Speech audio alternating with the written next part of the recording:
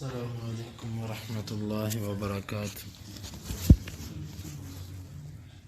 نحمده ونستعینه ونصلی علی رسوله الکریم اما بعد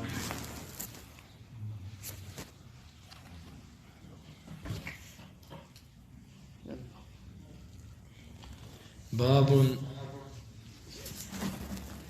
لا يظلم المسلم المسلم ولا يسلمه یہ باب ہے کوئی مسلمان کسی مسلمان پر ظلم نہ کرے اور نہ وہ اس کو کسی کے حوالے کرے۔ امام بخاری کہتے ہیں کہ ہمیں بیان کیا یحییٰ بن بکیر نے، وہ کہتے ہیں ہمیں بیان کیا لیث نے عقیل سے ابن شہاب سے کہ سالم نے انہیں خبر دی کہ عبداللہ بن عمر رضی اللہ عنہما نے انہیں بتلایا کہ اللہ کے رسول صلی اللہ علیہ وسلم نے فرمایا المسلم واخو المسلم، مسلمان مسلمان کا بھائی ہے، لا یظلمہ، وہ اس پر ظلم نہیں کرتا، ولا یسلمہ، اور نہ وہ اس کو کسی کے سپرد کرتا ہے۔ ومن کان فی حاجت اخیہ، اور جو کوئی اپنے بھائی کی ضرورت پوری کرنے میں لگ جائے، کان اللہ فی حاجتہ، اللہ تعالیٰ اس کی ضرورتوں میں اس کی ضرورتوں کو پورا کر دیتا ہے۔ ومن فرج عن مسلم کربہ، اور جس نے کسی مسلمان سے تنگی اور پریشانی کو دور کیا، فرج اللہ عنہ کربۃ من کربات یوم القیامہ، اللہ تعالیٰ اس سے قیامت کی تنگیوں اور سختیوں کو دور کر دے گا۔ ومن ستر مسلما سترہ اللہ یوم القیامہ، اور جس نے کسی مسلمان کی پردہ پوشی کی، اللہ تعالیٰ قیامت کے دن اس کی پردہ پوشی کرے گا۔ یہ حدیث مبارکہ اسلام کے ان محاسن میں سے ہے کہ جو پوری دنیا کے مذاہب میں اسلام کا نمایاں کرتے ہیں۔ مثلا اس حدیث کے اندر آپ نے چھوٹے چھوٹے ٹکڑوں کے اندر ایسے معاشرے کے اصول بیان کیے ہیں کہ اگر ان اصولوں کو کسی معاشرے میں اپنا لیا جائے تو اس معاشرے کے اندر محبت، اخوت اور ہر قسم کی خیر داخل ہو جائے گی۔ پہلی چیز ہے کہ مسلمان مسلمان کا بھائی ہے۔ اب ان دو لفظوں کے اندر اتنی بڑی اللہ کے رسول صلی اللہ علیہ وسلم نے حقیقت کو سمو دیا کہ جب تم لوگوں نے لا الہ الا اللہ پڑھ لیا، پھر ایک مشرق کا رہنے والا ہے، ایک مغرب کا، ایک شمال کا، ایک جنوب کا، ایک گورا ہے، ایک کالا ہے، ایک عربی ہے، ایک اجمی ہے، ایک امیر ہے، ایک غریب ہے، ایک بوڑھا ہے، ایک جوان ہے، کسی طرح کا انسان ہے، وہ تمہارا بھائی ہے۔ برادری، ذات پات، تنظیمیں، گروہ بندیاں، ملکی تعصب، لسانی تعصب، یہ سب پیچھے رہ جاتا ہے۔ آج ملک کے اندر یہی جھگڑے ہیں، رنگ اور نسل کے جھگڑے، زبانوں کے جھگڑے، اور اسی طرح علاقائی تعصب، ملکی تعصب۔ اسلام اس چیز کی ہمیں ترغیب نہیں دیتا۔ پوری دنیا کو اسلام ایک ملک بتاتا ہے کہ مسلمان ایک قوم ہے، ہندو ایک قوم ہے، عیسائی ایک قوم ہے، سکھ ایک قوم ہے۔ اس نظریے سے جب ہم دیکھیں گے تو پھر ہمیں ہر کوئی اپنا بھائی لگے گا۔ ہر مسجد کا نمازی، ہر مسلمان، ہم یہ سوچیں گے کہ یہ میرا بھائی ہے۔ جس طرح میں اپنے بھائی کے لیے مخلص اور خیر خواہ ہوں، اس طرح مجھے اس کے لیے بھی ہونا چاہیے۔ بہرحال اس پر وضاحت اور بھی ہے۔ آپ نے فرمایا لا یظلمہ، مسلمان مسلمان پر ظلم نہیں کرتا کسی بھی طرح، نہ اپنے ہاتھ کے ساتھ، نہ اپنی زبان کے ساتھ، کسی بھی طرح مسلمان مسلمان پہ ظلم نہیں کرتا۔ ولا یسلمہ، اور نہ اس کو کسی کے سپرد کرتا ہے۔ ایک تو ہوتا ہے ظلم کرنا، ظلم تو مسلمان نہیں کرے گا مسلمان پہ، لیکن اس کو کسی ظالم کے حوالے بھی نہیں کرے گا۔ یہ مطلب نہیں ہے میں ظلم نہیں کر رہا تو میں اس کو کسی کے ہاتھ پکڑا دوں وہ اس پر ظلم کرتا رہے، یہ مسلمان نہیں کرے گا۔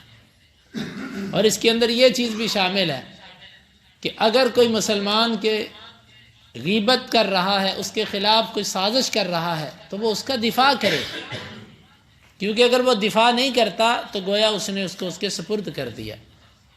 تو یہ ٹکڑا بڑا اہم ہے کہ وہ اس کو کسی کے سپرد نہیں کرتا، یعنی کہ اس کا پورا دفاع کرے گا، اس کو بچانے کی کوشش کرے گا، نہ خود ظلم کرے گا، نہ اپنے سامنے کسی کو اس پر ظلم کرنے دے گا. یہ ہے اس کا مطلب. بھائیو، اس حدیث کی روح سے تو ہمارے اندر یہ چیز موجود نہیں ہے. ہم اپنے مسلمانوں پر زبان اور اپنے ہاتھوں سے بھی ظلم کرتے ہیں، اور ہم ان مجلسوں میں بڑی لذت لے لے کر بیٹھتے ہیں جس میں مسلمان کے بارے میں کوئی نہ کوئی اس کی تنقیص یا اس کی عزت کو اچھالا جاتا ہو. وَمَنْ كَانَ فِي حَاجَةِ أَخِيهِ كَانَ اللَّهُ فِي حَاجَتِهِ. اور جو کوئی اپنے بھائی کی ضرورت پوری کرنے میں لگ جاتا ہے، اللہ اس کی ضرورت پوری کر دیتا ہے. واللہ یہ حدیث اگر آج ہمیں سمجھ آ جائے تو یقین مانے ہماری مشکلات ختم ہو جائیں. ہمیں کوئی کہتا ہے کہ بھئی میں فلاں مشکل میں، ہم کہتے ہیں یار مجھے خود اتنی پریشانیاں، تم میرے پاس آ گئے. سچ یہ ہے کہ اگر ہم اس حدیث کو سامنے رکھتے ہوئے اس کی مشکل میں اس کی مدد کر دیں تو اللہ تعالی ہماری وہ مشکلات کہ جو ہمارے لیے بنی ہوئی ہیں، اللہ ان کو آسان کر دے. کیونکہ اللہ تعالیٰ کا وعدہ ہے کہ اللہ اس بندے کی مدد میں ہوتا ہے جو اپنے بھائی کی مدد میں ہوتا ہے. مثلا ایک بندہ آپ کے پاس آتا ہے کہ مجھے سبق پڑھا دو، آپ طالب علم ہیں، آپ کہتے ہیں مجھے خود نہیں یاد ہو رہا، میں تمہیں پڑھا دوں. نہیں، آپ اس حدیث کو دیکھیں، آپ اس کو سبق پڑھا دیں، اللہ تعالیٰ آپ کی مدد کرے گا. ایک بندہ آپ سے کسی معاملے میں تعاون چاہتا ہے، آپ کو کہتا ہے تھوڑا سا وقت چاہیے، آپ کہتے ہیں میرے پاس وقت نہیں ہے، میرے پاس خود مصروفیات بہت ہیں. لیکن آپ تھوڑا سا وقت اگر اللہ کی رضا کے لیے نکالتے ہیں، اللہ تعالیٰ آپ کے وقت میں برکت کر دے گا. اسی طرح مال اور اسی طرح ہر چیز کے اندر اللہ تعالیٰ آپ کی ضرورت کو پورا کر دے گا. وَمَنْ فَرَّجَ عَنْ مُسْلِمٍ كُرْبَةً فَرَّجَ اللَّهُ عَنْهُ كُرْبَةً مِّن كُرْبَاتِ يَوْمِ الْقِيَامَةِ. جس نے کسی مسلمان کی تنگی اور غم کو دور کیا دنیا کے اندر. ایک بندہ پریشان تھا، غریب آدمی تھا، مکان کا کرایہ نہیں ہے، بل نہیں ہے، یا اس کو نوکری نہیں مل رہی، یا اس کے گھر پہ کھانے کے لیے چیز کوئی نہیں ہے، یا وہ مقروض ہے، کسی بھی طرح معاملے وہ پریشانی کے اندر آ گیا. آپ نے اس کی پریشانی کو دور کر دیا زبان سے یا کسی تعاون سے. اس کا صلہ کیا ملے گا؟ اللہ تعالیٰ قیامت کی پریشانیوں کو آپ سے دور کر دے گا. اور قیامت کے دن مومن یا کوئی بھی آدمی کہے گا میں دنیا اور دنیا کے اندر جو کچھ ہے سب کچھ دے کر اللہ سے جنت لے لوں، لیکن اس وقت اتنی قیمت دے کر بھی جنت نہیں ملے گی. اور اس دنیا کے اندر تھوڑی سی قیمت دینے پر بھی اللہ جنت دے سکتا ہے. وَمَنْ سَتَرَ مُسْلِمًا سَتَرَهُ اللَّهُ يَوْمَ الْقِيَامَةِ. اور جس نے کسی مسلمان کی پردہ پوشی کی، اللہ قیامت کے دن اس کے عیبوں پر پردے ڈالے گا. پردہ پوشی کے حوالے سے ایک اصول یاد رکھ لیں. پردہ پوشی اس گناہ کی کرنی ہے کہ جس گناہ کو انسان کر کے چھوڑ چکا ہو. ایک بندے نے گناہ کیا، وہ خود اس پر نادم ہے، شرمندہ ہے، اور اس نے چھوڑ دیا اس کو، اب وہ دوبارہ نہیں کر رہا، یہاں پر اس کی پردہ پوشی کی جائے. لیکن اگر ایک بندہ ایک جرم مسلسل کر رہا ہے تو پھر اس موقع پر اس کی پردہ پوشی نہیں ہے، بلکہ اس کو سمجھایا جائے. اگر وہ نہ باز آئے پھر اس معاملے کو اٹھا کر ایسے لوگوں تک لے جایا جائے جو اس کو روک سکے. پردہ پوشی اس گناہ پر ہے جو وہ کر کے چھوڑ چکا ہے، اب اس کو شرمندہ نہیں کرنا. ماضی کی، بچپن کی، جوانی کی غلطیاں کسی کو یاد دلانا اور اس کی تشہیر کرنا، یہ گھٹیا لوگوں کا کام ہے. بس اتنا ذہن میں رکھے ایسا بندہ کہ اللہ قیامت کے دن اس کے گناہوں کو اچھال لے گا. اللہ تعالیٰ اللہ اس کی غلطیاں ابھارے گا. اور ایک حدیث کے اندر ہے کہ جو بندہ کسی کے عیب تلاش کرنے پہ لگ جاتا ہے، اللہ تعالیٰ اس بندے کو رسوا کرنے پہ لگ جاتا ہے، اگرچہ وہ اپنے گھر کے صحن کے اندر کیوں نہ ہو، اللہ اس کو ذلیل کر کے رکھ دیتا ہے. کسی کی ماضی کی غلطیاں اچھالنا جس کو وہ چھوڑ چکا ہے، یہ شرعاً حرام ہے. ہاں اگر کوئی بندہ نہیں باز آ رہا، مسلسل اس پہ لگا ہوا ہے، پھر اس پر پردہ پوشی نہیں ہے. اور دوسری بات ہے کہ گواہی دینا وہ پردہ پوشی کے خلاف نہیں ہے. عدالت کے اندر کوئی کیس لگ گیا ہے، وہاں پر آپ سے گواہی طلب کی جاتی ہے، آپ کہتے ہو میں تو پردہ ڈالوں گا، یہ جائز نہیں ہے. گواہی دینا یہ پردہ پوشی کے خلاف نہیں ہے. پردہ پوشی اس وقت کی جاتی ہے کہ جب وہ گناہ عدالت تک نہ پہنچا ہو، کیونکہ شرعی مسئلہ یہ ہے کہ جب تک جرائم عدالت تک نہ پہنچے ان پر پردہ ڈالو، اور جب عدالت میں پہنچ جائیں پھر ان پر پردہ نہیں ہوتا، پھر اس پر گواہی دی جاتی ہے۔ تو اس لیے اس حدیث کو اچھی طرح سمجھنا چاہیے، پردہ پوشی کہاں پہ کرنی ہے اور کہاں پہ نہیں کرنی۔ اسی طرح کوئی بندہ آپ سے پوچھتا ہے کہ میں اپنی بیٹی کا نکاح فلاں لڑکے سے کرنا چاہتا ہوں، آپ کی اس کے بارے میں کیا رائے ہے؟ آپ کہتے ہو میں پردہ پوشی کروں، یہ پردہ پوشی نہیں ہے۔ یہاں پر آپ نے بتا دینا، اس کو خیر خواہی کرنی ہے کہ بھئی نہ کرو۔ ایک بندہ کسی سے کاروبار کرنا چاہتا ہے تو آپ اس کے بارے میں وہ آپ سے پوچھتا ہے میں فلاں بندے سے کاروبار کروں کہ نہ کروں، آپ اس پر حقیقت بتائیں گے، آپ وہاں پر پردہ پوشی کی طرف نہیں جائیں گے۔ اور اسی طرح جرح تعدیل کے جو معاملات ہوتے ہیں، کسی راوی کو ضعیف کہنا یا کسی غلط عقائد والے عالم پر رد کرنا، مثلا کسی بدعتی عالم کے بارے میں کوئی پوچھتا ہے جی فلاں مولوی صاحب کیسے ہیں، اب اگر اس کے عقیدے میں خرابی ہے تو واضح طور پر بتانا چاہیے اس میں یہ خرابی ہے، وہاں پر پردہ پوشی نہیں ہے۔ تو بہرحال اس حدیث مبارکہ کے اندر ہمیں اللہ کے نبی نے پردہ پوشی کا حکم دیا، لیکن اس کا مطلب اور اس کا محل اور ہے۔ باب اعن اخاک ظالما او مظلوما، یہ باب ہے اپنے بھائی کی مدد کرو وہ ظالم ہو یا مظلوم ہو۔ امام بخاری کہتے ہیں کہ ہمیں بیان کیا عثمان بن نبی شیبہ نے، وہ کہتے ہیں ہمیں بیان کیا حشیم نے، ہمیں خبر دی عبید اللہ بن ابی بکر بن انس اور حمید نے، ان دونوں نے سنا انس بن مالک رضی اللہ عنہ کو، وہ کہتے ہیں کہ اللہ کے نبی صلی اللہ علیہ وسلم نے فرمایا انصر اخاک ظالما او مظلوما، تو اپنے بھائی کی مدد کر وہ ظالم ہو کہ مظلوم ہو۔ مظلوم کی مدد کرنا تو سمجھ آتا ہے، اس کو ظلم سے بچانا۔ ظالم کی مدد کیا ہوتا ہے؟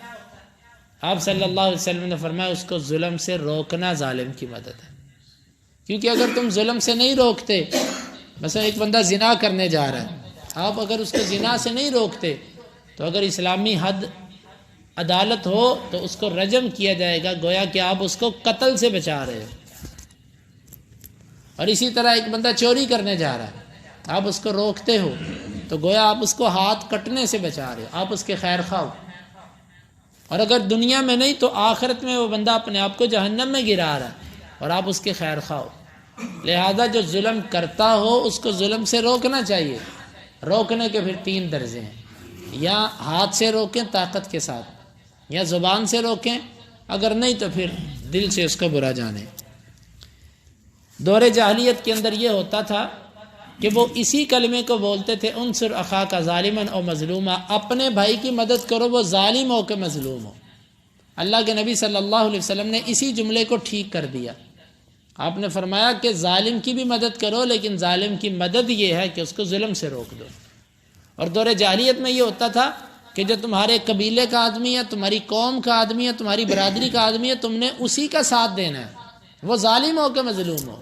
اگر وہ ظالم ہے تو تم بھی اس کے ساتھ مل کے ظلم کرو، اور اگر وہ مظلوم ہے تو پھر اس کو بچا لو۔ یہ ہوتا تھا ان کا تصور۔ جس طرح کہ آج ہم دیکھتے ہیں اپنے معاشرے میں یہ پارٹی، یہ گروہ بندی، یہ سیاسی پارٹیاں، بھئی میں نے اپنی سیاسی پارٹی کا دفاع کرنا ہے، ظالم ہے کہ مظلوم ہے؟ میں نے اپنے فرقے کا اور اپنی جماعت اور اپنی تنظیم کا دفاع کرنا ہے، وہ ظالم ہے کہ مظلوم ہے؟ یہ تصور آج بھی ہم دیندار لوگوں میں بھی پایا جاتا ہے۔ اور جی میں اپنے جماعت کے قائد اور لیڈر کا دفاع کروں گا، میں فلاں امیر صاحب کا جو ہے نا وہ ان کا مرید ہوں اور ان سے بڑی محبت اور عقیدت کرتا ہوں اور ان کا دفاع کروں گا، وہ صحیح ہے کہ غلط ہے؟ اور یہی چیز تقلید ہوتی ہے کہ میں تو اپنے امام کے مذہب پر رہوں گا، امام صحیح کہے کہ غلط کہے، انصر اخاک ظالما و مظلوم، میرے امام کی بات ٹھیک ہو کہ نہ ہو۔ اور یہ بات عوام سے نہیں، یہ بڑے بڑے مولویوں نے یہ بات لکھی ہے کہ مجھے اپنے امام کے قول پر رہنا ہے، وہ قرآن کے خلاف ہو یا حدیث کے خلاف۔ یہ بات میں اپنی طرف سے نہیں کہہ رہا، یہ انہوں نے لکھی ہے، تو یہی تقلید ہے۔ تو گویا کہ اس ٹائم جتنے باطل تصور پائے جاتے ہیں یہ سب کے سب اسی ضمن میں ہے، اور اسلام ان پر رد کرتا ہے۔ تو اس لیے ایک مسلمان کو سچا مسلمان ہونا چاہیے، غلط کو غلط کہنا چاہیے، صحیح کو صحیح کہنا چاہیے، اسی میں ہماری نجات ہے۔ امام بخاری کہتے ہیں کہ ہمیں بیان کیا مسدد نے، وہ کہتے ہیں ہمیں بیان کیا معتمر نے، وہ حمید سے، وہ انس رضی اللہ عنہ سے کہ آپ نے فرمایا انصر اخاک ظالما و مظلوما، اپنے بھائی کی مدد کرو وہ ظالم ہو یا مظلوم ہو۔ انہوں نے کہا اللہ کے رسول ھذا ننصرہ مظلوما، یہ جو بندہ ہے ہم اس کی مدد کرتے ہیں اس حال میں کہ وہ مظلوم ہو. فَكَيْفَ نَنْصُرُهُ ظَالِمًا، ہم اس کی مدد کیسے کریں جب وہ ظالم ہو. قَالَ تَأْخُذُ فَوْقَ يَدَيْهِ، آپ اس کے ہاتھ پکڑ لو، آپ اس کے ہاتھ پکڑ لو جب وہ ظلم کر رہا ہو. یعنی اس کو اس میں اشارہ ہے کہ طاقت کے ساتھ زبردستی بھی اس کو روکو ظلم سے، لیکن یہ اس وقت ہے جب شر نہ پھیلتا ہو. اگر زبردستی اور طاقت استعمال کرنے سے شر پھیلتا ہو تو پھر آپ کے لیے بہتر یہ ہے کہ آپ ایسے نہ کرو، کیونکہ پھر مزید فتنہ پھیلے گا. اللہ تعالیٰ سے دعا ہے کہ اللہ تعالیٰ ہمیں ان احادیث کو سمجھنے کی اور ان کے تقاضوں کو پورا کرنے کی توفیق عطا فرمائے. اللہم انفعنا بما علمتنا وعلمنا ما ينفعنا وزدنا علما وآخر دعوانا ان الحمد للہ رب العالمین.